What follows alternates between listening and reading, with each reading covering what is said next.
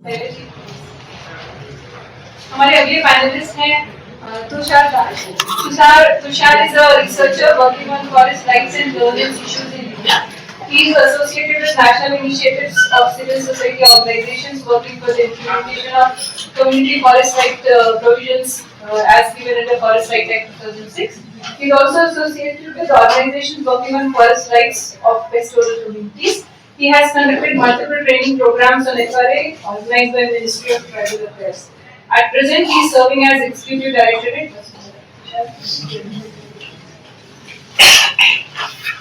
हमारे अगले पैनलिस्ट हैं doctor Richa.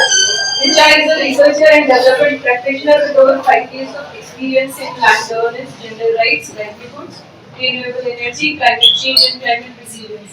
She has worked across India and South Asia, collaborating with governments, research institutions, and development organizations. Her work focuses on responsible land procurement, community rights, land security, and climate responsive land policy. Richa is passionate about transforming research into real impact on the ground. Currently, she is working as research fellow at Lifestyle Advisory Services. हमारे अगले panelist हैं doctor सत्य सोहन दास। Satya is a conservationist and working on issues like landscape conservation, preservation of tribal lifestyle, and climate change. As a columnist, he has written multiple impactful articles in leading newspapers. His work on community-based invasive species management in the Kala Panch corridor is truly inspiring. In MP, he has led campaigns like Narmada Maiya Karifukar, Aao Lagaye Ped Bazaar, Sashakt Gram Sashakt Samaj, among others. Currently, Satya is heading the Foundation for Ecological Security in Madhya Pradesh. I welcome you all. And I am Seema Yadav. I am working with Food Land and Water Program at WRA India. I will be the moderator for this session.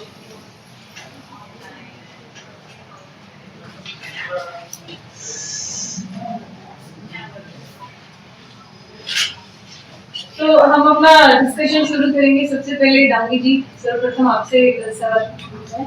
आपका इतना सालों का अनुभव है, experience है राजस्थान में काम करने का,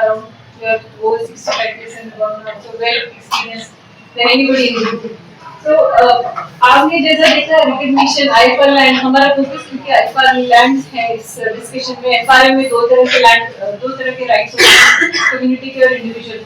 तो for the new audience will join this session, the focus of the discussion is only IFR lands. तो आईफर में जो हुआ है तो बेनिफिशियरी और इकोसिस्टम के लिए इसका क्या महत्व है, प्लस आपको क्या लगता है कि जो आईफर टाइटल्स हैं सस्टेनेबल लाइवलीहुड लाने के लिए पॉलिसी के साथ कन्वर्जेंस का कितना स्कोप है? तो मानवाधिकार मान्यता जो कानून है और खासतौर से जो सिविल एरिया है, टीएसपी एरिया है, और जो जहाँ पे हम काम कर रहे हैं दक्षिणी राजस्थान में पूरा टीएसपी एरिया है। आईएफआर और सीएफआर आने के बाद में जो आईएफआर के जो मिले अधिकार पत्र, पहला ये मेरे कहना कि आईएफआर तभी पूर्ण है जब सीएफआर पूरा मिलेगा। बिना पूरा सीएफआर मिले आईएफआर अपने आप में वो नहीं करेगा, कुछ उसके इम्पैक्ट आ रहे हैं और शायद कुछ आए आगे दिखना पड़ेगा। लेकिन जो चेंज आया है आईएफआर में जो लाइवलीहुड को लेके, और उसमें कुछ चीजें आई है, जैसे एक तो ये कि जो पहले लोग अपनी खेती कर रहे थे तो एक डर था कभी हटाने का या पेनल्टी का, वो सारा डर खत्म हुआ है, वो अपना लाइवलीहुड उस पर आ रहा इजी आसानी से कर रहे हैं। दूसरा ये कि जो उनको फैसिलिटीज मिलनी चाहिए थी वहाँ पे, जैसे कुआं खोद रहे हैं तो उसके लिए कनेक्शन मिलना या उसके लिए कुछ सपोर्ट चाहिए पैसा, तो वो मिलना हुआ है।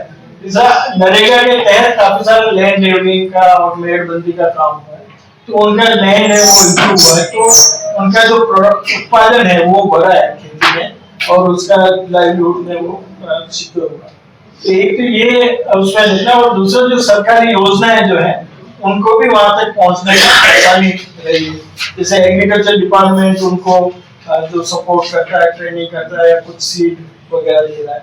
अभी जो राजस्थान में अभी जो आया है उसमें माइनर मिलेट्स के सीड उनको अवेलेबल करा रहे हैं, और कुछ बेम्बू का प्लांटेशन वगैरह के लिए उनको वो सपोर्ट कर रहे हैं। तो एक इस तरह का उनका वो हुआ है। पर ये हो रहा है कि जब पूरा सीएफआर नहीं मिलता है तो कुछ इंडिविजुअल सीएफआर उसमें वो पूरा उनको लाइवलीहुड का एनहांस नहीं होगा। तो एक तो ये, दूसरा इशू है कि जो IFR मिले तो एक पूरी बस्ती बैठी हुई है कि जिसमें 30-40 घर है, फला जिसको बोलते हैं, तो उसमें से कुछ लोगों को मिला है। तो कुछ लोगों को मिलने से वो जो कलेक्टिव जो एक एफर्ट्स आता है कि एक पूरा समूह मिलके कलेक्टिव काम करे, कलेक्टिव एग्रीकल्चर का भी करे, एनिमल का भी करे, तो वो उसमें जा नहीं रहा क्योंकि वो कुछ लोगों को मिला है, कुछ को अभी इंश्योर नहीं है। ये भी एक प्रश्न है जिसमें हमें अभी देखना पड़ेगा। तो जो CFR जो है वो अभी जो जनजातीय विकास विभाग ने भी कई सारे लोगों को जैसे वो गेहूं देने का किया है, तो उनको अधिकार पत्र देके वो गेहूं उनको मिल गया। एक दूसरा इशू इसमें ये हो रहा है कि जो लैंड है जब तक रेवेन्यू रिकॉर्ड में दर्ज होकर उनको वो नहीं मिले, मतलब वो एक मिले रिकॉर्ड वो मिल जाता है, तो उससे ये कि उनका और उनको एक सपोर्ट मिलेगा। जैसे कुछ मकान के लिए जो लोन वगैरह है तो वो मिलने में उनको अभी भी दिक्कत है, जो भी PM आवास योजना के तहत भी दे रहे हैं, तो उसमें कुछ जगह तो पूरा मान रहे हैं कि लैंड रिकॉर्ड पूरा लाओ, या कुछ लोग जगह मान लेते हैं कि पट्टा दे दो, तो ये एक है। तो ओवरऑल ये कि जो कुछ लोगों की लाइवलीहुड में इनहांस हुआ है जो फैसिलिटीज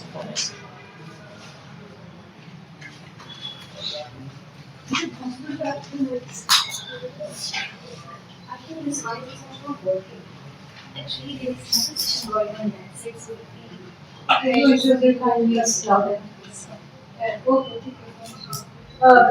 जैसा मोहन जी ने बताया, सबसे मुझे जो बड़ी वो बात लगी प्रभावी की, जो एक डर था इविक्शन का डर, वो खत्म हो गया है।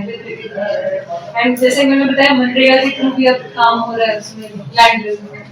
तो सत्या, मैं आपकी तरफ आऊँगी, आपसे पूछूंगी, जैसे मध्य प्रदेश में आपका भी IFR में काम है, तो कौन कौन सी गवर्नमेंट स्कीम्स आप उनको हेल्प करते हैं, अवेल करते हैं, कौन सी अवेलेबल और सबसे इफेक्टिव आपके हिसाब से कौन सी है?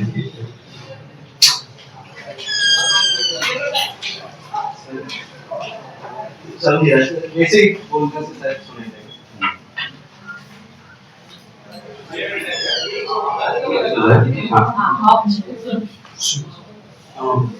एक चीज तो जैसे मोहन जी बोले कि स्कीम तो बहुत सारे हैं मध्य प्रदेश में, देखें तो खास करके अभी तक का जो डाटा है, मान लीजिए 2,98,000 करीब लोग को मिला है IFR।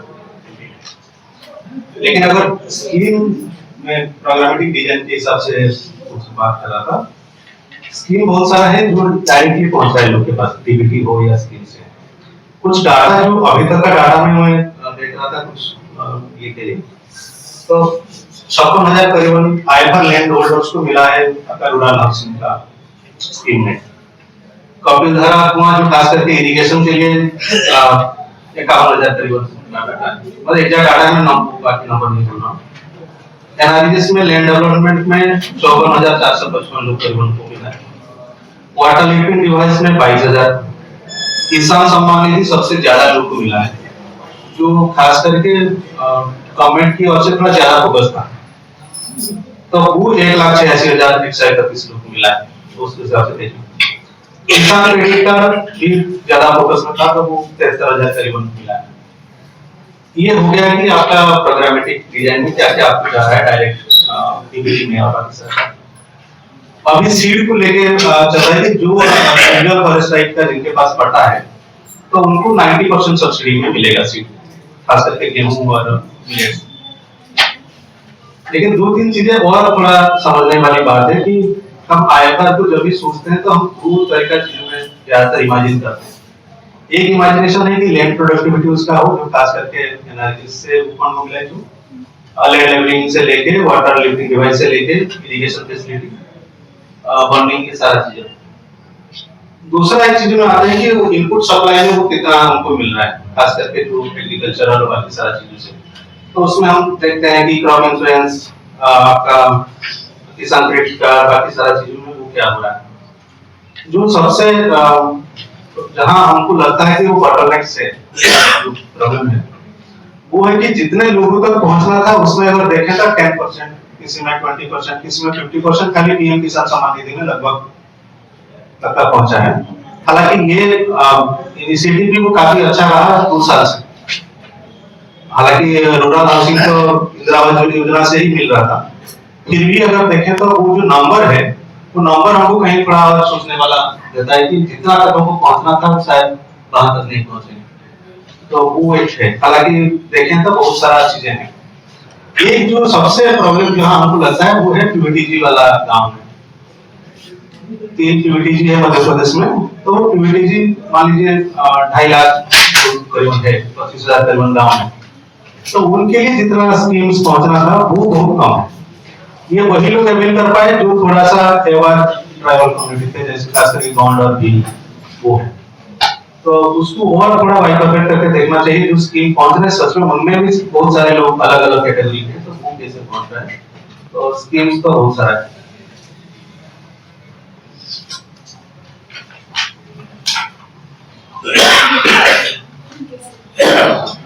Thank you Satya. सो जैसा आपने बोला कि पेनिट्रेशन की आईएफआर रिकॉग्निशन का भी बहुत ज्यादा नहीं है, कम। लेकिन हम एक और इशू देखते हैं कि इवन जो रिकॉग्नाइज्ड लैंड है वो भी फुली यूटिलाइज नहीं हो रही है। सो उसके कुछ चैलेंजेस हैं। मैं शैला जी आपसे पूछना चाहूंगी कि जो हमारे इतनी मुश्किलों से हमें आईएफआर लैंड पहले तो रिकॉग्निशन स्टेप्स कितने सारे हैं रिकॉग्निशन के, आप विलेज लेवल से स्टार्ट करते हैं, स्टेट लेवल पे जाना पड़ता है, और उसमें फिर आईएफआर का लैंड का एग्जैक्ट यूटिलाइजेशन जिस पर्पस के लिए है वो हो रहा है कि नहीं हो रहा है, तो उसके कुछ कारण और क्या उसके लिए आपके पास कुछ बेस्ट प्रैक्टिसेस हैं सुझाने के लिए?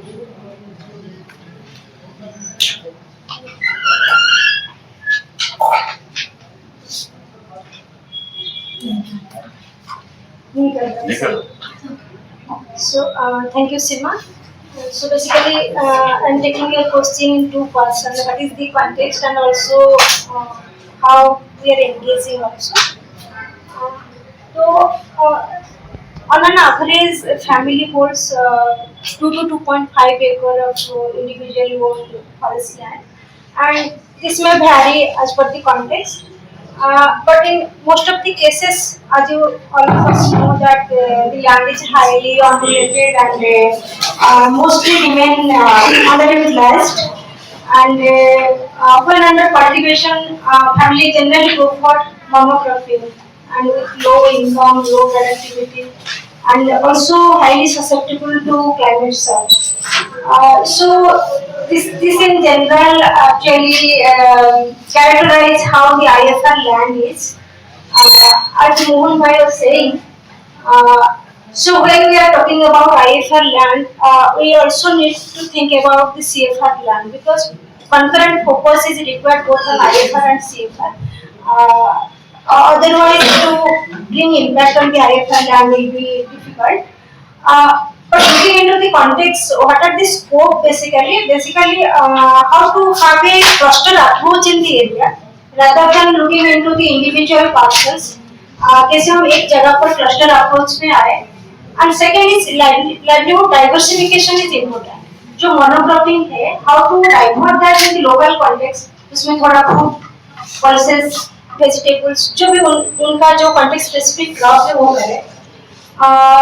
Then क्योंकि जितना भी IFR लैंड है, once upon a time वहाँ पर trees थे, तो how to bring back some trees on the IFR land, that is also important. तो जो प्लॉट है, कोई भी किसान का जो भी प्लॉट है, मान लीजिए 1 एकड़ है, 50 है, जो भी है, उसमें कैसे how to उसमें 2-3 तरह का क्रॉप ले, उसके अंदर में कुछ इनर बाउंड्री, कुछ फ्रूट ट्रीज ले, कुछ आउटर बाउंड्रीज में कुछ फॉरेस्ट ट्रीज ले, और if there is we are growing some forest trees, उसमें कुछ vertical space भी आ रहा है, तो we can think of जहाँ पर भी लोग कुछ कर रहे हैं, तो vertical space में spices हो गया, black pepper हो गया, तिलार का cultivation इस तरह का भी कर रहे हैं. तो इसमें basically ये जो इतना चीज है जो प्लॉट में लाके करना है, जनरली लोग नहीं किया है क्योंकि काफी जगह पर IFR का टाइटल मिला है बट डिमार्केशन नहीं हुआ. एक जगह पर पोजीशन है, एक जगह पर राइट का मिला है. सो that is one of the biggest challenge जिसके कन्वर्जेंस नहीं हो पा रहा है. तो ऐसे भी कुछ फैमिली है जिनका डिमार्केशन हुआ है, राइट जगह पर पोजीशन भी है, बट उनको अवेयरनेस नहीं है स्कीम का. देन सेकंड स्टेप में भी स्कीम का भी अवेयरनेस हो के प्लान भी हो जाता है, प्लान का इम्प्लीमेंटेशन लेवल में भी प्रॉब्लम होता है. इवन इफ इम्प्लीमेंटेशन हो रहा है, उसका IFR स्पेसिफिक जो एक क्या आउटकम आ रहा है उसका भी मॉनिटरिंग नहीं है. तो वेरियस लेयर्स में प्रॉब्लम है. एंड और इस प्रॉब्लम को हम किस तरह से गांव में, क्योंकि जो एक 20 साल का जो एक्सपीरियंस है क्लासरूम में काम करने का, तो बेसिकली आईएफआर लैंड काफी काफी अपॉर्चुनिस्टिक है आज का दिन में। तो एक डिजाइन कैसे हम लोग को लेके, वहाँ पर लोग को लेके कैसे डिजाइन कर रहे हैं, उनका लैंड यूज का प्लान क्या लोग बना रहे हैं जो कम्युनिटी ओन है, वहाँ पर क्या क्रॉप ले रहे हैं जो फार्मर के लिए सूटेबल है, एग्रो इकोलॉजिकली भी सूटेबल है, और मार्केट का भी थोड़ा अट्रैक्टिवनेस है, सो दैट फार्मर भी कुछ मनी हैंड में रियलाइज हो रहा है। ये सब फैक्टर को लेके multi department convergence is important. जैसे शोभन जी ने बोले कि हम तो शुरू में उसमें एमजी एनर्जी के थ्रू से लैंड लेवलिंग फार्म फंड हो गया, वाटर कंजर्वेशन, तो ये एक्टिविटी के बाद देन एग्रीकल्चर इनपुट के लिए now we have lots of opportunities. एक एग्रीकल्चर डिपार्टमेंट से हो सकता है, currently Rajua is also there, that is also focusing on sustainable agriculture along with implement or mechanization, along with market support, that is also focusing. Also same plot में हम forest department का कैसे liaisoning करके कुछ कंट्री स्पेसिफिक जो boundary trees जो गम्हार है, पियासार है, जो लोग लगता है लगाना है तो वो लगा सकते हैं। जो भी फ्रूट ट्रीज है तो हॉर्टिकल्चर का डिफरेंट स्टेट में डिफरेंट मिशंस है, MIDH है, नेशनल हॉर्टिकल्चर मिशन है।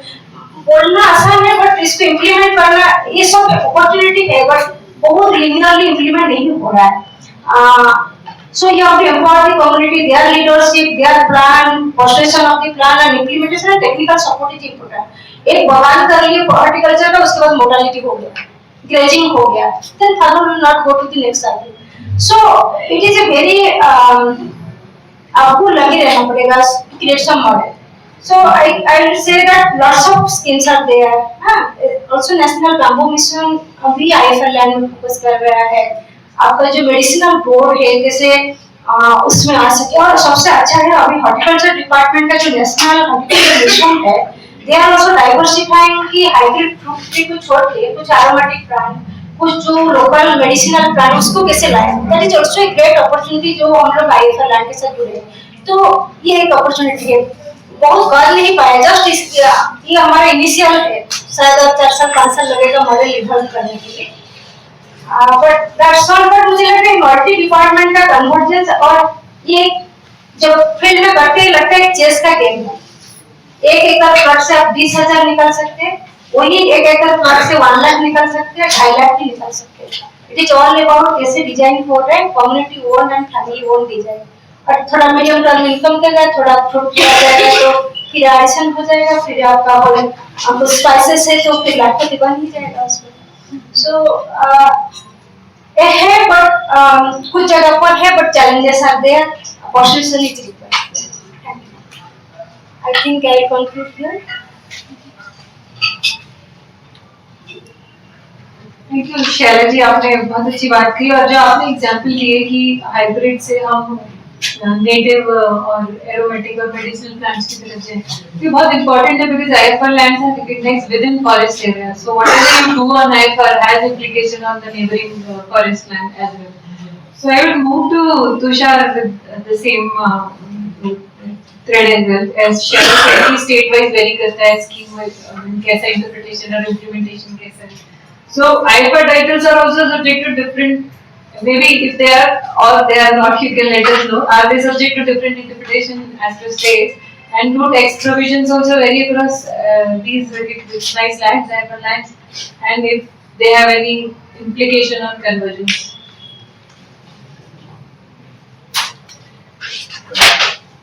You know, there are different kind of variations.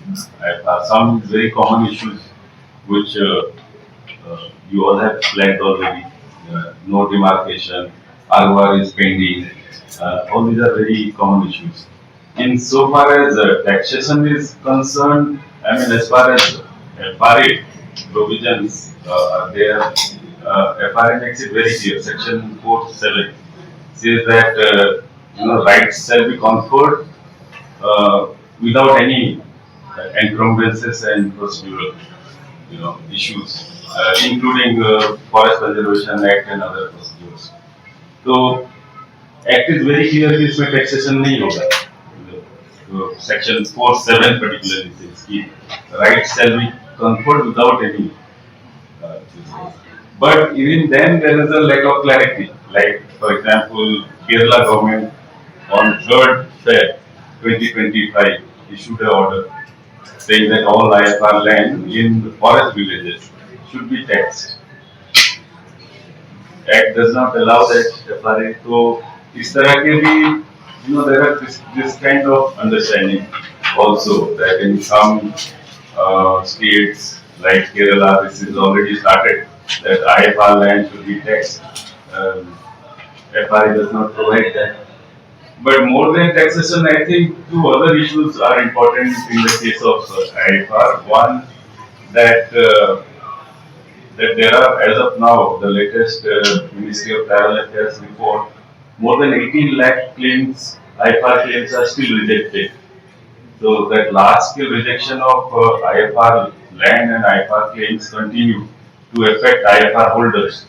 And if you know, and many of you know that 2019 Supreme Court passed an order directing all state governments to review all wrongful rejections.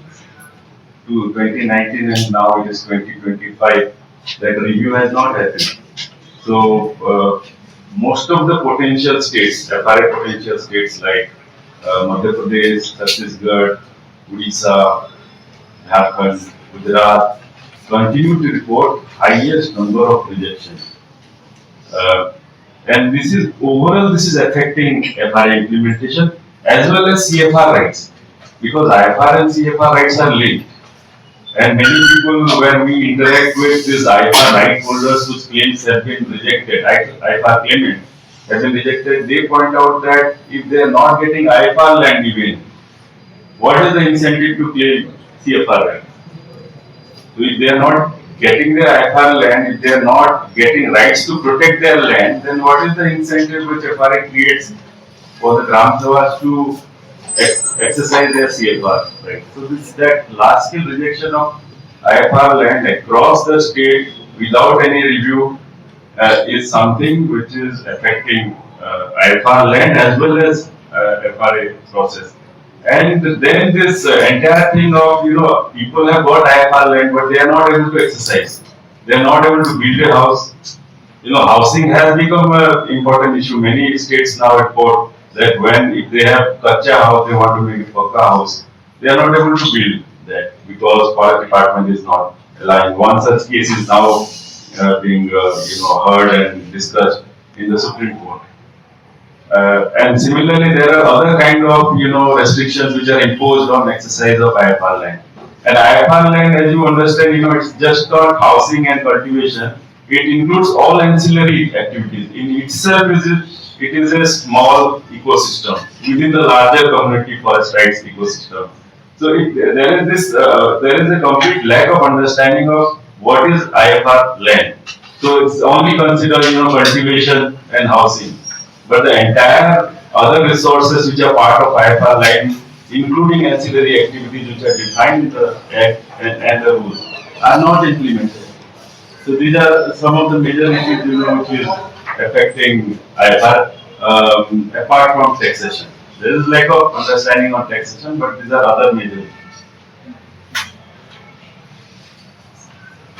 Thank you, Sushant. And you rightly pointed out there are issues itself, and as Saila was also speaking, which are recognized and what is fully utilized नहीं है. Recognition itself is a task. So I'll come to Richa now. So Richa, there are many efforts by governments, both central and state governments, to bring IFR holders into the mainstream. For example, there is Dharti Aaba, Janjatiya Gram Utkarsh Yojana, then Manrega scheme, some of our panelists spoke about. So as per you, how can technology help in assisting these efforts, given your work with lands? Well, thank you, Seema. So when the common theme which is emerging from all the panelists is the convergence of the IFR titles with the and any kind of entitlements that we're talking in terms of central and the state schemes is low. So talking about technology, how technology can assist in the entire process. So this is mainly what I be sharing here, this is mainly from my own experience. The study that we did in 3 states, one in Odisha, Gujarat, and Maharashtra. So talking about technology, when we talk about see, convergence is one part of it, but before that also, like in the entire when we talk about the FRA, we can talk about technology in the process, because the major push of technology in the discourse of when we talk about technology, especially in the schemes, be it FRA or any kind of the government schemes, it's more about efficiency, effectiveness, accuracy, and the scalability. So when the technology definitely it's playing a good role when we talk about process. Also in the second part of it, in the management of the data and the storage of the data. So what we have observed in the in all these 3 states, that technology, be it the different organizations who are working with with a different kind of a technology, it's definitely playing a good role. Be it in the entire process of claiming, helping the community, storing the data, and so and so forth, right? So, but now coming about the convergence of the IFA titles with the schemes. So here the very important thing that comes is the interoperability, and the second thing is about the impact. So the real impact comes when there is a convergence of the IFA titles with any kind of schemes, because the real impact eventually what's the why are we doing all these things, to have good impact in the community.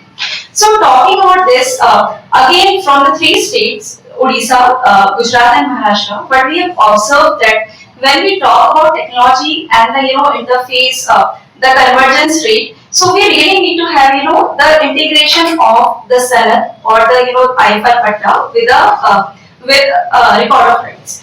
However, like in the case of Odisha, we've seen that there is there is an integration of the IFR Patta with the ROR. So hence the community were able to get the all these schemes.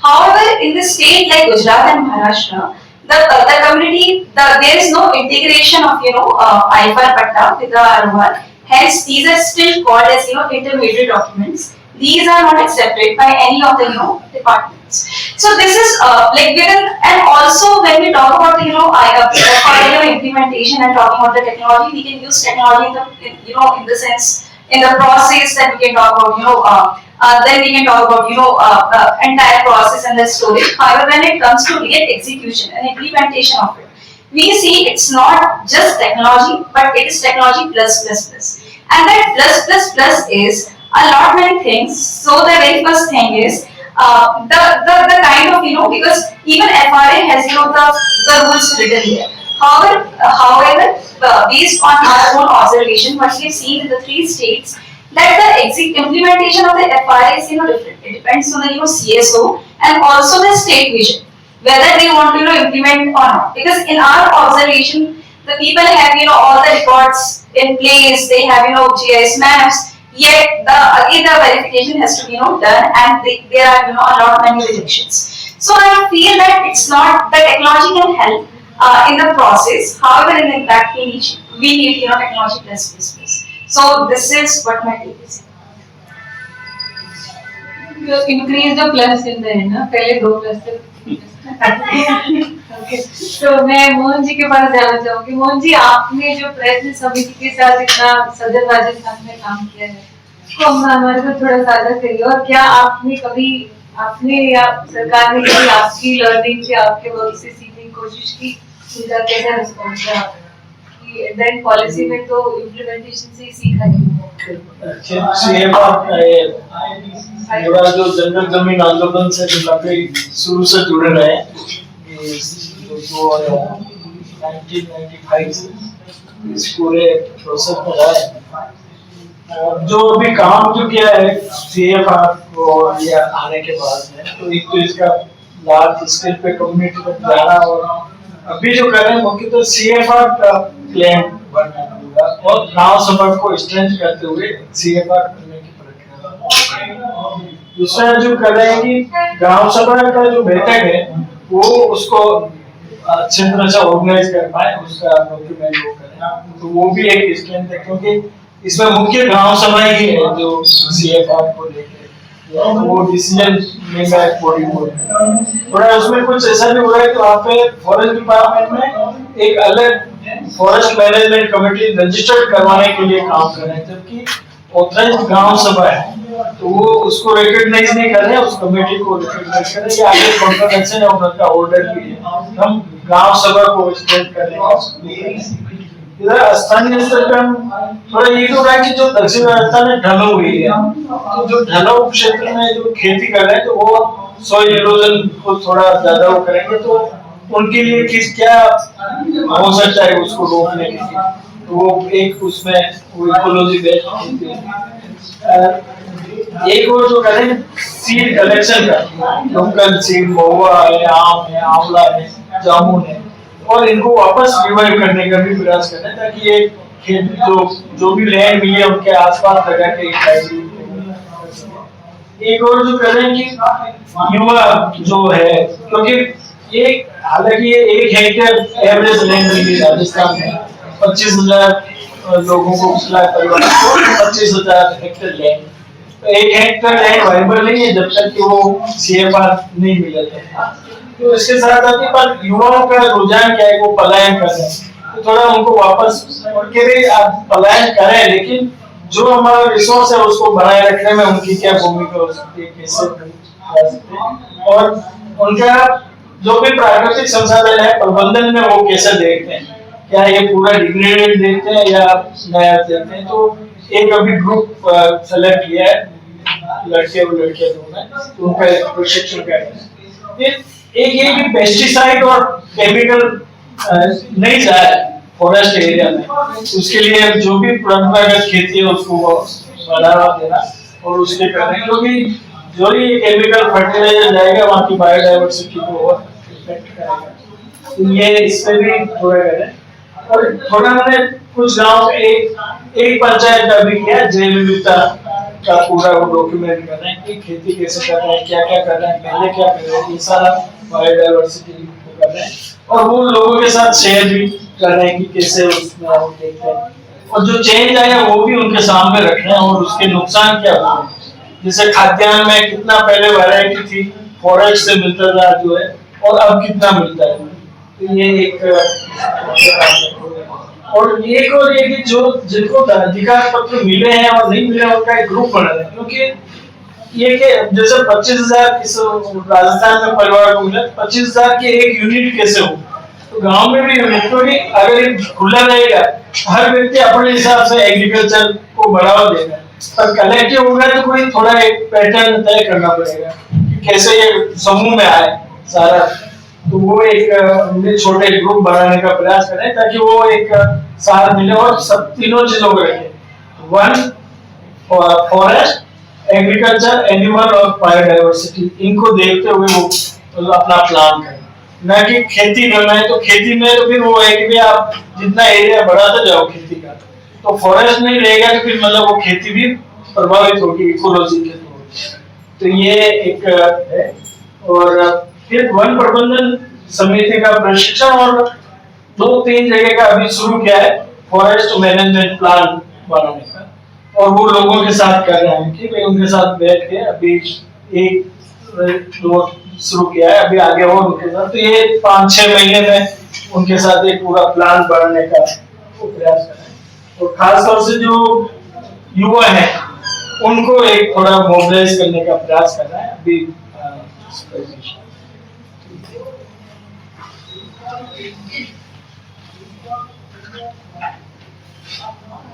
शुक्रिया आनंद जी। तुषार, मैं आपसे ही एक similar सवाल करना चाहूंगी कि आप भी अपना कुछ ऐसे एक्सपीरियंस उड़ीसा में आपका इतना हुआ था, अगर आप शेयर कर पाए और कितना प्रैक्टिस पॉलिसी में आया है।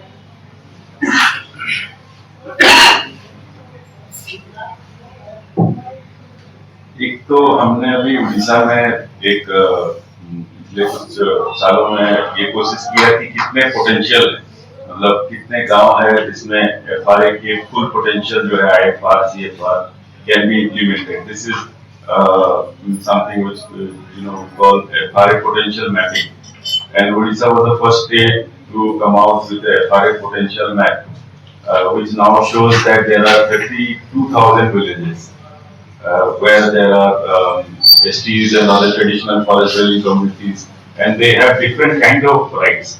Now this tool has also now been used by the Ministry of Tribal Affairs, and Ministry of Tribal Affairs with help of Vasundhara and other organizations has initiated similar process in other states to develop a FRA potential mapping, a mapping and baseline which is not available now.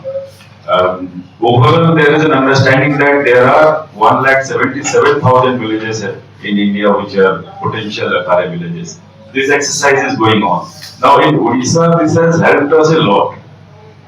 Now that we have a baseline, that baseline Vasundhara and other organizations have been able to use with the district level FRA committees to develop district specific plans in districts and areas where we are working. The other thing which has helped in the convergence process was that because all our effort and dialogue with the government in 12 April 2016, Odisha came out with a very comprehensive guideline to implement convergence programs and schemes under Rule 16 of FRA rules. And there is hardly any such guideline that is available with an understanding that Rule 16 is meant to provide post-claim support to forest right holders, both to develop their IFR and CFR land. And I would encourage all of you to see that guideline. It's a very comprehensive guideline providing three things. One, strategies. What would be strategies combining both IFR and CFR potential to link with convergence? Second, providing a list of convergence schemes and programs that can be used for both IFR and CFR land development, including activities which are important for eco-restoration activities, forest protection. And third, the guideline provides an institutional mechanism which center around Gram Sabha, as Mohan Bhai was pointing out, that it is important that not just the determination of rights processes is anchored by Gram Sabha, but the convergence programs are also anchored and facilitated by Gram Sabha.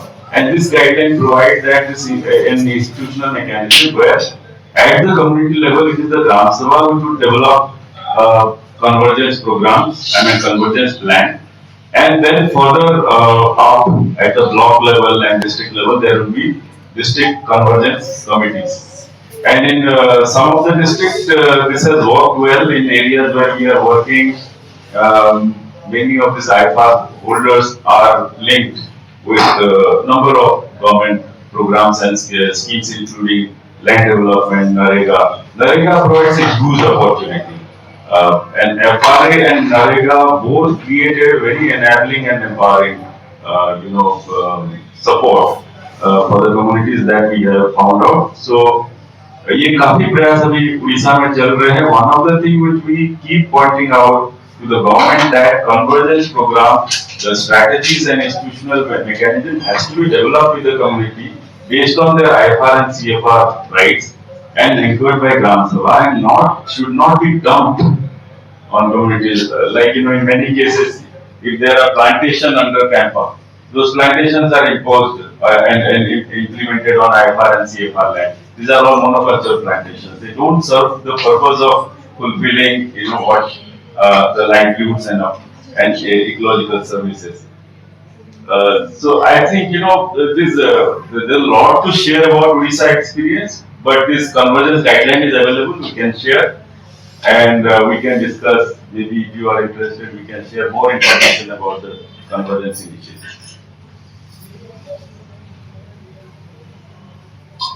Thank you, Tushar, and it was great to know कि FRA potential सबसे पहले उड़ीसा में map किया गया और उसके बाद and also कहीं से तो शुरुआत होगी तभी तो learning percolate होती है. So that's a good learning to know. पहले तो आपसे जानना चाहूँगी कि with your presence in on ground as you yourself is associated with Bhutan from last 22 years. So work with the other community-based organization on NRM and also on IFR and convergence. So where do you see the role of other civil society actors in this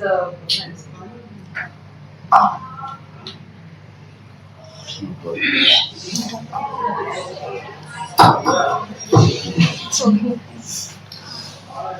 तो एक civil society organisation के हिसाब से शुरू में तो जब हम एफआरए में कन्वर्जेंस का बात सोच के कुछ लाइवलीहुड तरफ लेके जाने का सोचे तो पहले तो हम लोग आईएफआर लाइन में फोकस करते थे, बट वो लगा कि एफआरए को पूरा नहीं समझते हुए ओनली आईएफआर लाइन में फोकस करेंगे, it will not be sustainable. That was पहला वो हम लोग को लर्निंग लगा। देन सेकंड वाज कम्युनिटी का इन्वॉल्वमेंट इज वेरी इंपॉर्टेंट। तो पूरा गांव मिलके एफआरए के तहत पूरा जो उनका जो कस्टमर बाउंड्री है उसको समझना, उसको मैप करना, जीआईएस टेक्नोलॉजी कुछ जगह पर किया है, कुछ जगह पर नजरी नक्शा किया है, तो इसको आइडेंटिफाई करके then saturation of rights IFR, CR and CFRR तीनों का होना बहुत जरूरी है। ये जब तक नहीं आया है then it is a very complex way. आप कभी आईएफआर में फोकस करोगे, कभी सीएफआर में फोकस करोगे। I think that is one of the biggest role of CSO की एफआरए को हम उसको फुल स्पिरिट जो है ना उसका उसको समझ के हम एंगेज हो, because forest is a very legal space. अब थोड़ा इसमें लगोगे उसमें लगोगे फिर छोड़ लोगे और एक के बाद एक एनजीओ की फील्ड में जाते हैं। So first learning is CSO need to engage in FRA with full spirit in saturation approach. That is one thing. Second है कि हम जब प्लान कर रहे हैं लाइवलीहुड को लेके, कम्युनिटी का जो भी प्लान है सीएफआर मैनेजमेंट को लेके, उसमें कैसे हम how to take the area based approach, because the landscape have different opportunity. कहाँ पर स्टैंडिंग ट्रीज होंगे, कहाँ पर पूरा मतलब फैलो लैंड है, कहाँ पर थोड़ा वाटर बॉडीज भी है। So even that land is giving low production, low income, also there are lots of strengths and opportunities. So how to make an integrated plan for that landscape, for that traditional boundary, जिसमें CFR भी है, IFR है, that is the second thing. I think developing some mechanism, more engagement and a community-led planning process to come up with an integrated plan for the village that is owned by the community. It may take 5 to 6 years to implement, gradually implement the things, but that is the second thing. Third is obviously leadership, how to develop the community leadership in the entire process. And fourth is I think economy of scale is very important. क्योंकि हम जब IFR में focus कर रहे हैं, कोई village में 10 लोग हैं, कोई विलेज में 15 है और किसी का छोटा टुकड़ा है, किसी का कुछ कर रहे हैं, तो जब तक आपका एक एग्रीगेशन नहीं है, इकोनॉमी ऑफ स्केल नहीं है, एक इनकम के बाद जब सरप्लस प्रोडक्शन हो रहे तो that will not lead much. So in that case we are also organizing the farmers to different groups, maybe a producer groups or at a later stage maybe production company and FPOs. So in any form, maybe in TPTP Bandhan Vikas Kendra, so in any form this farmers need to be organized into a production cluster, producer group, so that there is a economy of scale. If there is surplus production, they are able to sell those produce. So that is another also, that is a cluster approach and aggregation of production and combining the women into producer groups. That is another thing. And I think looking into the different opportunities that are available at the state and district level, as many of the things are happening at the village, block, tehsil level, so it is very important to have that continuous dialoguing with the district and different line departments and having joint plan of action. For example, if I am saying Odisha, there is a practice of, because of the FR implementation, there is some tehsil level monitoring committee, district level monitoring committees are there, where they are making joint plans on the FR implementation. How those type of forums of government, CSO and people's representative can be set up for joint planning and review of those planning and implementation. Otherwise, only having scheme and it will be very difficult if only CSO will focus. So joining hands with other multiple actors in that landscape and partnership with government, regular meeting, reflection and building some case studies is very important. And looking into the initial experience, the confidence is that that fallow land is converting to a piece of green patch, where there is food, there is scope and giving nutrition also. Also local biodiversity is getting enhanced and additional income at the family level. और जो महिला क्योंकि rural context में ये सोच है land belongs to men and महिला उसका केयर लेती है, बट आईएफआर में महिला is the joint title holder and कुछ केस में single title holder, so that is the biggest shift. और अभी वो लैंड में जब अभी कल्टीवेशन हो रहे and the conversation in the name of women, this is the golden shift. बहुत इसका जो एक्सपीरियंस और अनुभूति जो है ना बहुत एक्सपीरियंस, तो so it itself is converting women from the labor to farmer to an empowered farmer and converting that fallow land to a beautiful green asset where there is some forest trees, fruit trees and food crops, and that will be the intergenerational for the next generation also. So in short I will say it needs much collaboration and bottom up planning, developing leadership in the community and follow up of planning and implementation and persuasion and developing models on the ground.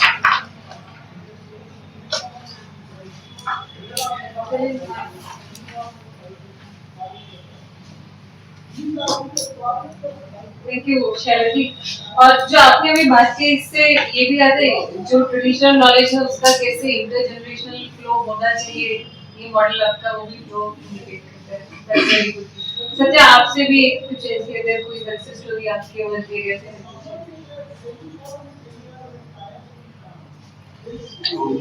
कैसे काम करते हैं वो एक बार बताता हूँ, तो उसमें सक्सेस स्टोरी भी आएगा। हो सकता है हमारे भी बहुत सारा फेलियर्स है।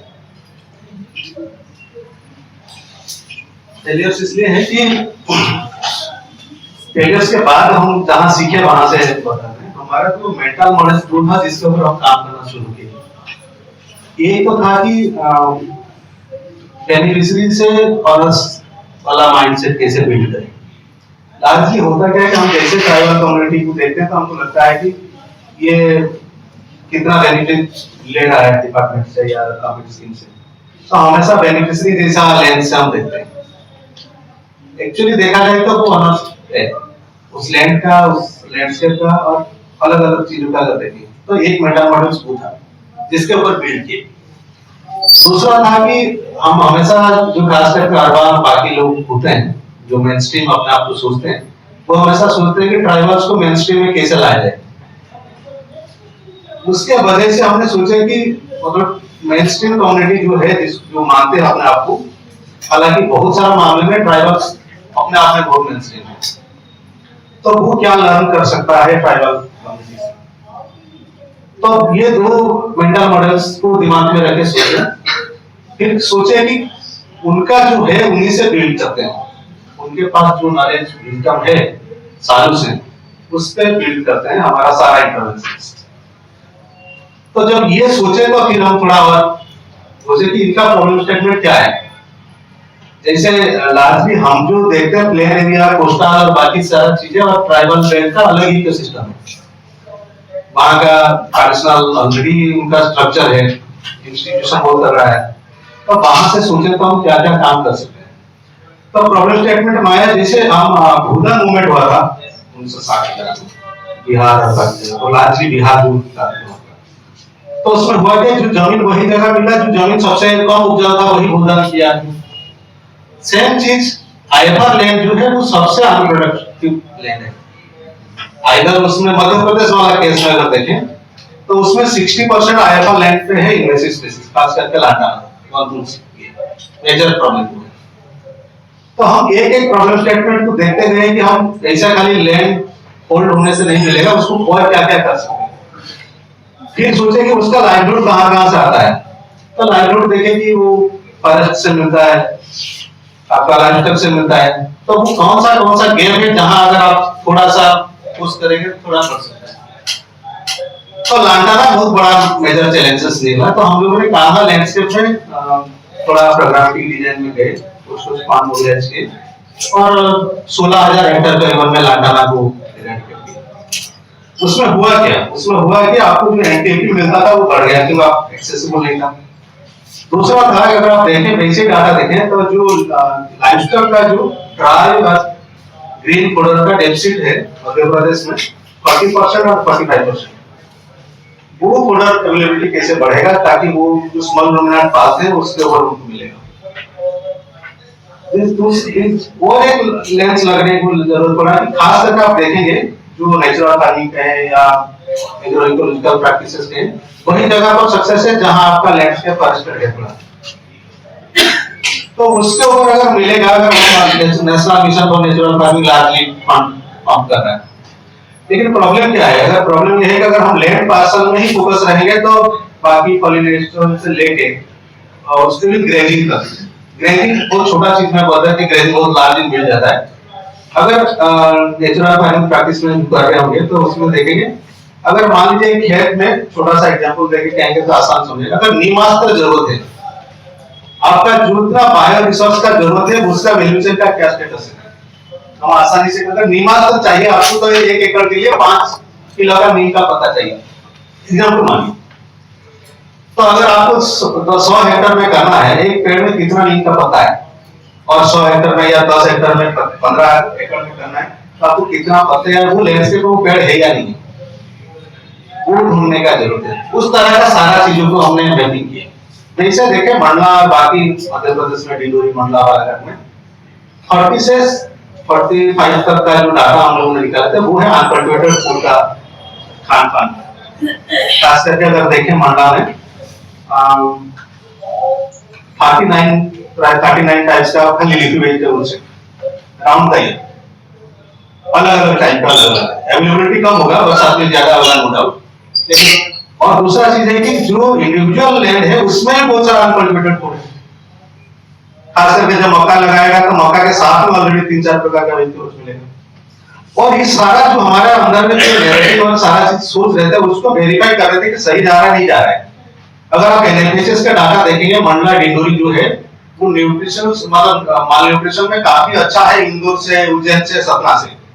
और ये तीनों जिला जो है वो काफी सशक्त, हम जो कहते हैं ना डेवलपमेंट भारत, मतलब उसमें वो बहुत अच्छा है। तो क्यों है ये सारा चीज? ऐसा नहीं कि मंडला डिंडोरी में माल न्यूट्रिशन खत्म है, लेकिन कंपेयर उन जो बड़े शहर अच्छा जगह से है क्योंकि उनके पास डाइवर्सिफाइड फूड सिस्टम आज भी है। मिलेट्स खा रहे हैं तो मिलेट्स क्या है? मिलेट्स वही है कि उसमें आयरन कंटेंट ज्यादा है, आप खाएंगे तो आपको माल न्यूट्रिशन वाला कम होगा। फिर उसमें बहुत सारा प्रॉब्लम स्टेटमेंट ऐसा आ रहा था जैसे 1:1 प्रोडक्ट में पूरी फूड की मंडला का 1:1 प्रोडक्ट में वो ज्यादातर आपका आईफा लैंड या इंडिविजुअल लैंड से होता है। लेकिन हम सारा चीज पूरा फोकस यही है कि हम कितना पूरी फूड की एक जगह पर करेंगे और उसको पैसे के बाहर ना सीखें। हमारा प्लेट से तो वो निकल गया, तो आइडिया वहां से रहा है कि क्यों निकल रहा है। तो एक फूड सिस्टम को देखेंगे तो पूरा कंजर्वेशन आएगा। इसलिए निकल जाता है कि एक तो नया फीड उसको करना मुश्किल है, दूसरा चावल जैसा इतना आसान नहीं खाने का, थोड़ा कॉम्प्लेक्स सा लगता है, जितना भी आप साफ करेंगे। तो उसके लिए क्या खाएंगे? आइदर ब्लैक ग्राम का दाल या नहीं तो अरहर के दाल में खटाई डालेंगे, थोड़ा सा लसलसा होगा तो आदमी तुरंत चालू कर लेगा, ऐसे चबा के नहीं खा सकता।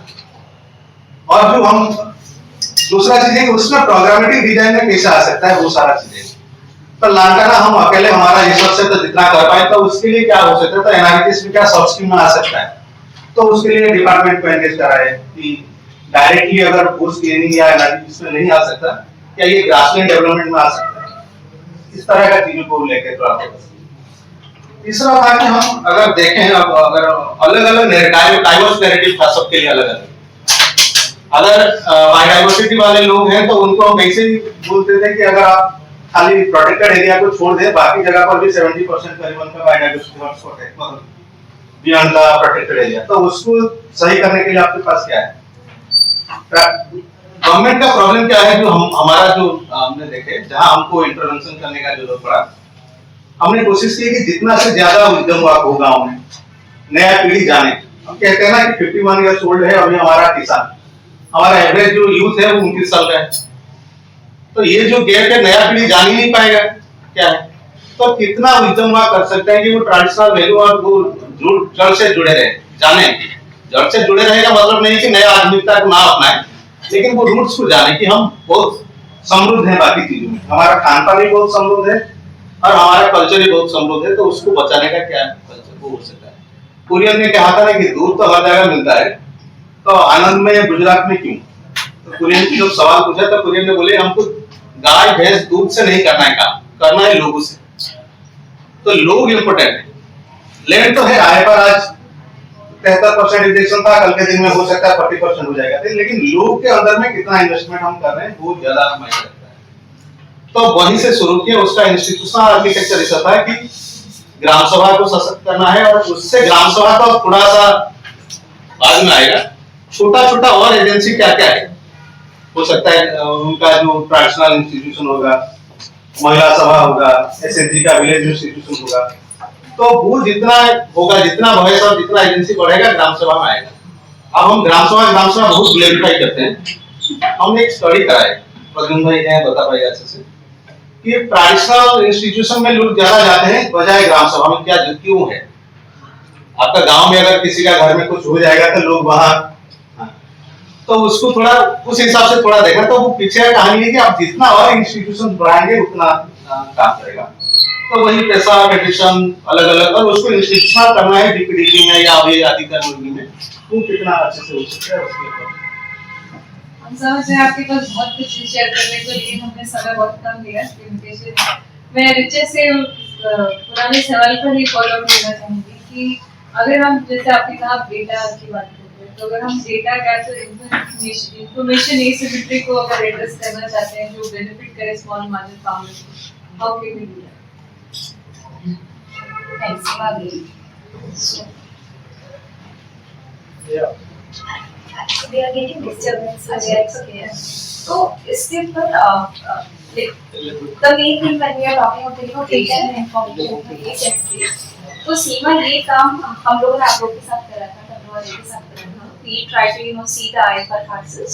तो इसमें जो मेजर चैलेंज है तो ये आएगा कि जो भी, क्योंकि एक स्टेट में अलग अलग सीएसओस हैं, अलग अलग संस्थाएं हैं जो ये इकट्ठा करती है, तो जो हमें कोलेट करने में सबसे पहले ये इम्पोर्टेंट था कि हम कैसे, how do we reach out to these many and number of stake holders.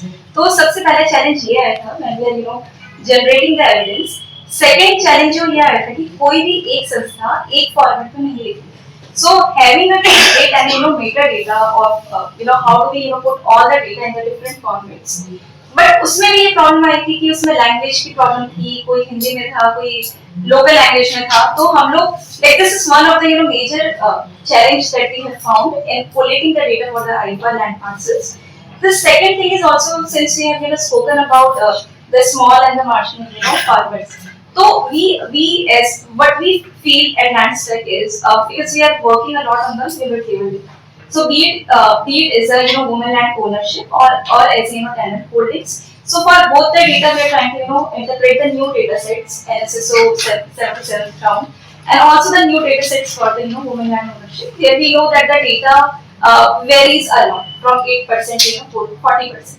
So this is one area that we are trying to build other than IFR. The second thing, again talking about it, how since in India we have a lot of landmarks.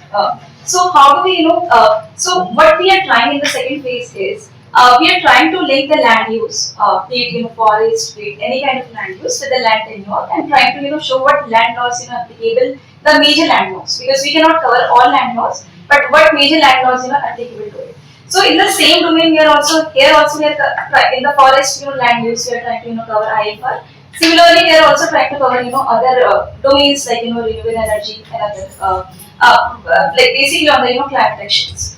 The third thing which is really important is on the dashboard.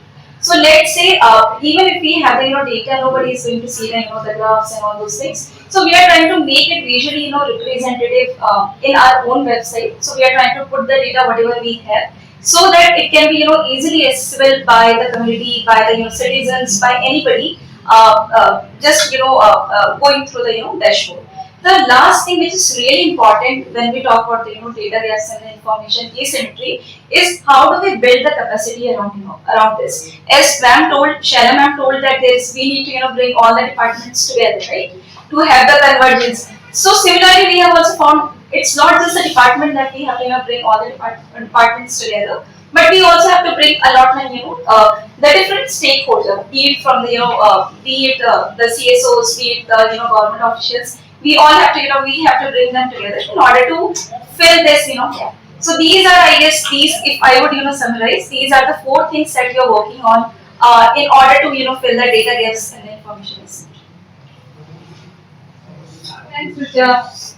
was a very healthy panel discussion. I learned a lot, but I didn't get a chance to others to speak. I also have some questions that I get the audience to speak. They've been listening as quickly from last moments. Please, anybody?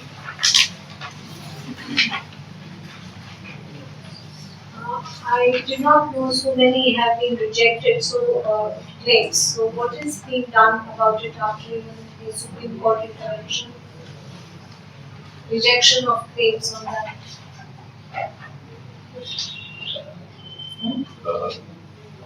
Nothing much has been done. The order was passed on 28 Feb 2019. The order was very specific to all the states to initiate a process of review and hearing of all claims that are rejected by compiling the data of rejected claims, by also writing why the claims have been rejected, for what reasons, and communicating that to the Gram Sabhas and the Forest Right Committees, and helping the Gram Sabha Forest Right Committee to do the hearing at the community level. Now that has not been done so far, and what we have been trying to, suggest to the government and particularly to the Ministry of Tribal Affairs, the nodal agency, is to provide clarity on how this should be done, what the Supreme Court had asked for, and how that review should be conducted. That clarity is not there. There is no specific guideline issued by MOTA, Ministry of Tribal Affairs. And the state government's authorities are at a different level of understanding. All this, if you want, I can share with you. The order, what the Supreme Court required, what process should be followed in the review, all that is there. Not followed. No, I need to say the organizations working on it, are they having a collective? They have been working, many organizations have done a survey on their own. Like in Gujarat, in many the tribal districts, they have done survey of rejected claims, why claims have been rejected, and then they have shared this with the state authorities. But from the state authorities side, the review that should have happened, after Supreme Court's order has not been done. In Gujarat also, the review is only limited to, I think, 1 or 2 districts. 3 districts. I have a question. We have a time limitation. We have to end this session by 3:45. Maybe we'll take 2 more questions. मेरा मोहन भाई से सवाल था कि और आपको तुषार से थी। ये जो एविक्शन ट्राइबल एरिया में आपने बोला कि वो, मगर ये खासतौर पे जहाँ लोगों ने अप्लाई किया है, फिर भी फॉरेस्ट डिपार्टमेंट उसको निकाल रहे हैं, पिटाई हो रही है लोगों की, घर जलाए जा रहे हैं, और खासतौर पे जहाँ टाइगर है, पर्टिकुलरली सिमलीपाल एरिया, तो वहाँ पे तो लोगों को बिल्कुल बेदखल किया जा रहा है। तो ये आईएफआर, सीएफआर ये जो इस तरह से उसका जो जोश था, इस तरह से नहीं हो रहा है। नंबर 1, नंबर 2, जो गुजरात की जो बात किया कि सोनगढ़ में हम लोगों ने मतलब 8,000 क्लेम किए, हाईकोर्ट का डायरेक्शन होने के बावजूद वो फॉरेस्ट ऑफिशियल जो है वो डिनाई कर रहे हैं और लोगों को निकालते हैं। तो हमने फिर कंटेम्प्ट का नोटिस, कंटेम्प्ट भी किया है। अभी देखते हैं कंटेम्प्ट में क्या होता है। तो सुप्रीम कोर्ट का गाइडलाइन कुछ और कहता है, मोटा का कुछ और कहता है, यहाँ हाई कोर्ट में जो कहते हैं, तो ये काफी असमंजस परिस्थिति है। ऐसी परिस्थिति में हमारे जैसे सटीक नागरिकों को क्या करना चाहिए?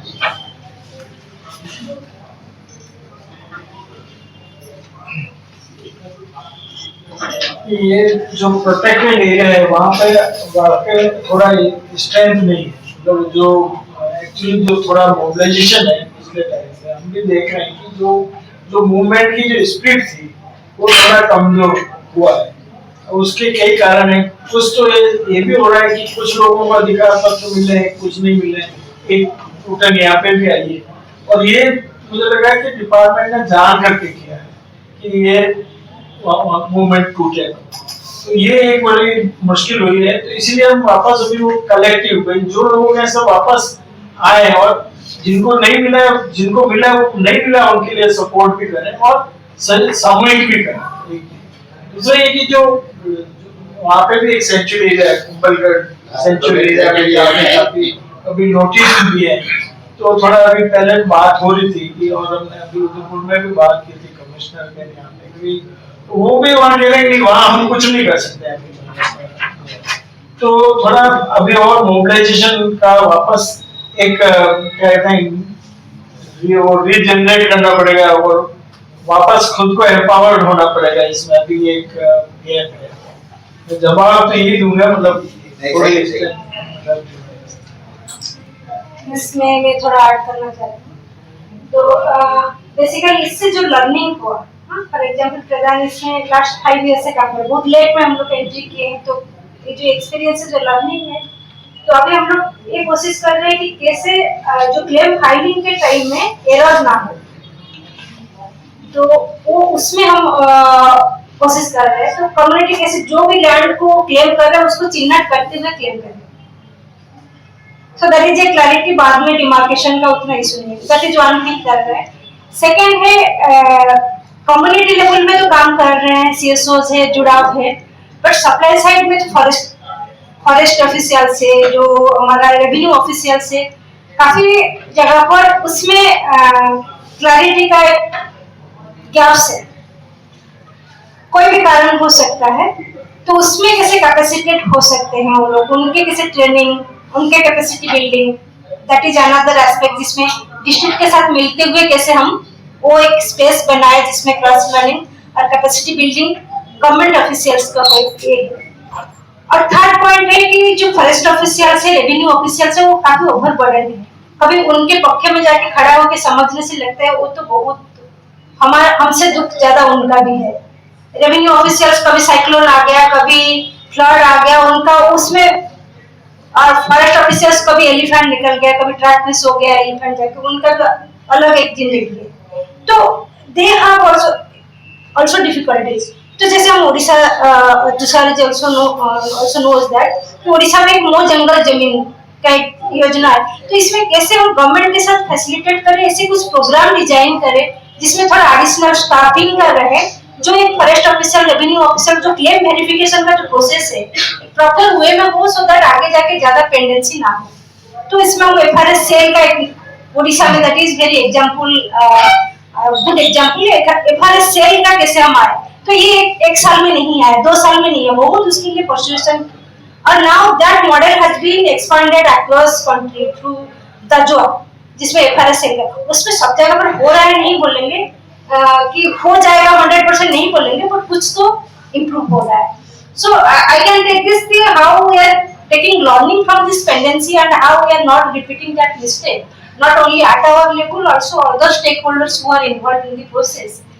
That is another submission being new into this process. We are, and many of these CSO friends sitting here we are doing that. हमारे यहाँ गुजरात में तो यही हुआ है कि स्टेट ने जो एजेंसी जो मैपिंग वाला लगाया है ना, जीएसएस मैपिंग, इससे ज्यादा दिक्कत आ रही है।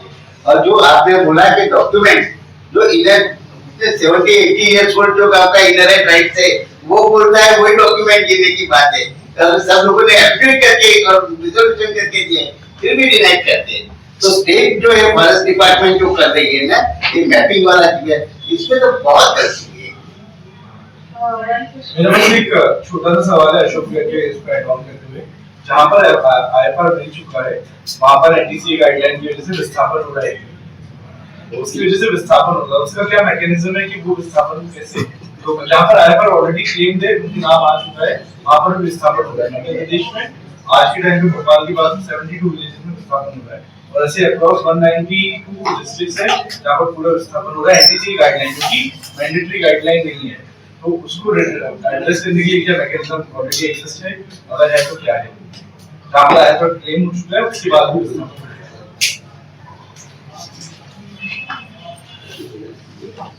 एक डॉक्यूमेंट बनाया है कि rights of communities living in the tiger reserve से हमने डॉक्यूमेंट बनाया है, उसमें 2 कानून है। हालांकि हम फॉरेस्ट राइट एक्ट की बात ज्यादा करते हैं, लेकिन वाइल्ड लाइफ प्रोटेक्शन एक्ट 2006 में जो अमेंडमेंट हुआ था उसमें पूरा एक प्रोसेस दिया है which is based on FRA कि टाइगर रिजर्व में एक तो बिना रिकॉग्निशन ऑफ राइट्स के, बिना कंसेंट के आप रिलोकेशन नहीं कर सकते, और उसमें कोएफिशिएंट्स की बात करिए, एक पूरा प्रोसेस दिया गया है। विदाउट बहुत सारे जगह पे क्या है, टाइगर रिजर्व के आसपास के जो लोग हैं उनको भी जानकारी नहीं है कि इसमें फॉरेस्ट राइट एक्ट में भी क्या है और वाइल्ड लाइफ प्रोटेक्शन एक्ट में जो नोट है, शायद आपको अगर चाहिए तो that's in English, we can share that note and we can further discuss what can be done. Even people have used Prevention of Atrocities Act amendment जो है against such displacement and eviction from forest land, वो भी use किया है अलग से। We can discuss maybe later on. मतलब आप सबके बात सुन के, मैं आनंद के बात सुन, मुझे लगा था कि खास करके जो सीएसओ है, ये सारे लॉज और ये क्लॉज सब है, और ये हम क्लेम करते हैं। अगर ये सारा चीज वहां होता है तो क्लेम वाला शब्द नहीं आता। जब क्लेम करें तो टेक्निकलिटी जो है लॉज है, लेकिन वो जो कंसेंट लेना है तो वो रात भर में सबका साइन करके बोल देगा कि कंसेंट है। तो कोई नहीं कहता कि बिना कंसेंट नहीं, आज तक कोई रिलोकेशन नहीं हुआ कि बिना कंसेंट, लेकिन हम सबको पता है कैसे हुआ है।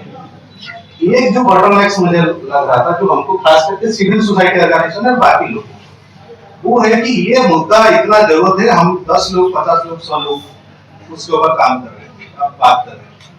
ये अभी तक वो एजेंडा नहीं बना, कोई भी पॉलिटिकल पार्टी का उसका मैनिफेस्टो में नहीं आया कि ये हम करेंगे, और ये इतना ना ही हम इसको समझा पाए किसी को, ना ही कोई मतलब डेडिकेटेड अखबार इसके ऊपर निकलता है कि ये प्रॉब्लम है। थोड़ा वो कहीं पुणे में आया होगा, 4 गांव हो रहा है और वो उसके ऊपर आप मतलब समझा दे देता है। मतलब मैं कह रहा हूँ उसके ऊपर जो समझ 5-10 लोग ही बात कर रहे हैं। अच्छा, दूसरा है कि डाइवर्स नैरेटिव का जरूरत है।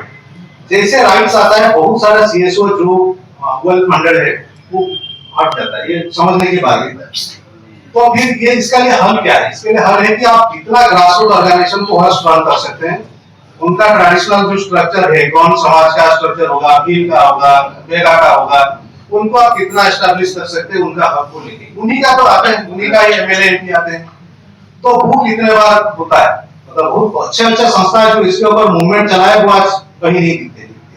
तो जब तक ये मूवमेंट पीपल लेड मूवमेंट नहीं होगा, बस सीएसओ कुछ नहीं कर सकता, और खास करके बड़े सीएसओ तो कुछ नहीं कर सकता। प्रोग्रामेटिक डिजाइन एनालिसिस को सब ठीक है, बड़े सीएसओ तो मुझे लगता है इससे भागेगा। दूसरा और एक सवाल है, हम खाली राइट्स को लिखित में देखते हैं, खाली डाइवर्स नहीं, हम इसको ऐसे करके एफआरए को एक्स को सकता है कि जो राइट बेस्ट एफआरए को काम कर रहा था एक्टिविस्ट इस तरह का ब्रांड है, तो उसके लिए सब लोग थोड़ा डरते हैं। लेकिन बायोडाइवर्सिटी वाले कभी काम नहीं करते हैं। हम बात है, पर तुम्हारा तो सबसे बड़ा काम है, एनआरजीएस का सबसे बड़ा काम है। अगर लाइफस्टाइल वाले तुम्हारा ग्रेजिंग में नहीं मिलेगा तो क्या करोगे? एग्रीकल्चर वालों को काम करना है कि अगर 1,46,000 स्क्वायर का हेक्टर लैंड सेवा पोटेंशियल है मध्य प्रदेश में, तो 10% मिला है।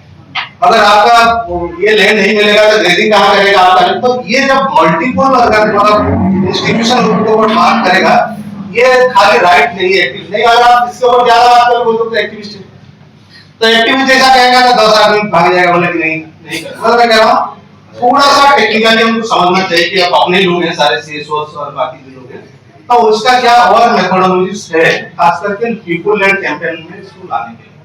उसका पॉलिटिकल मूवमेंट में आए, मैनिफेस्टो में आए, 10 एमपी सवाल उठाए, तब तो कोई नहीं है। तो उसके लिए क्या करना है और वो करने के लिए क्या स्ट्रैटेजी है और क्या प्रोग्रामेटिक डिजाइन हम कलेक्टिवली कोalition बना पा रहा है, वो इसमें जो है सवाल ठीक है आपके लिए।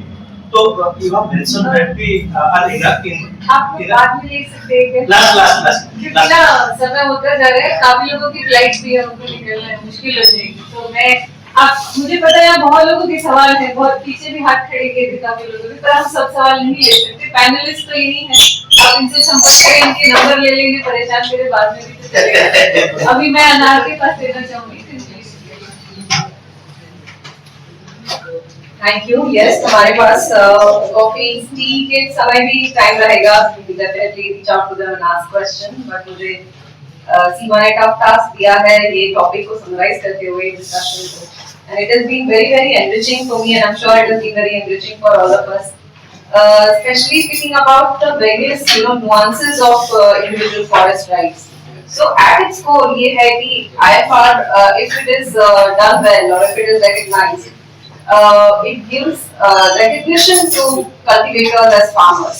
And what that essentially means is that it unlocks various, policy support, as our panelists rightly pointed out, be it access to finance through Kisan Credit Card, or be it access to insurance, be it access to irrigation, so and even collectivization.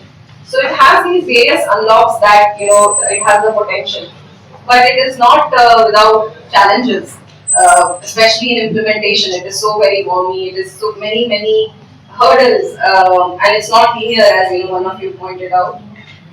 So what could be the way forward? It has the potential to do something, but do it in a correct way. Bring in diversification, bring in improving productivity of the land, and harnessing the power of collective action through forest cooperatives. That is one common theme that was coming up. That how do we harness that collective action? And जब हम ये forest cooperatives की बात कर रहे हैं, forest management communities की बात कर रहे हैं, तो how do we link it to the local government? So how do we link it with the mechanisms, the existing mechanisms? So it has been a very, it's an ongoing process, and we are learning as we go as well from experiences of Odisha, different states that we spoke about.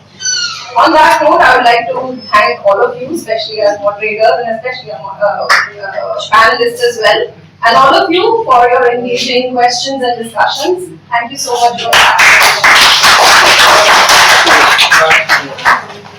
We have